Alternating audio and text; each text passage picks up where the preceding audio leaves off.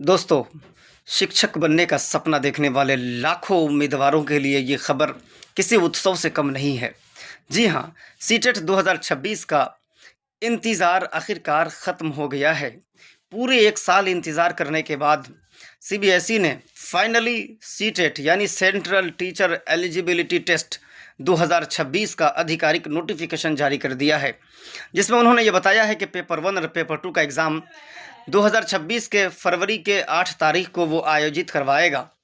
दोस्तों, इसके अलावा जो जानकारियाँ हैं, एग्ज़ामिनेशन फ़ीस है, एग्ज़ामिनेशन फ़ॉर्म डेट है या इसके अलावा जो सिलेबस है, ये सारी जानकारियाँ उन्होंने ये बताया है कि आने वाले दिनों में जल्द ही बोर्ड के वेबसाइट पर हमारा इन्फॉर्मेशन बुलेटिन अपलोड कर दिया जाएगा, जिसमें ये सारी चीज़ें मौजूद रहेंगी। मज़ीद जानकारियाँ पाते रहने के लिए हमारे चैनल को सब्सक्राइब कीजिए, लाइक कीजिए और दोस्तों में ज़रूर इसे शेयर कर दीजिए।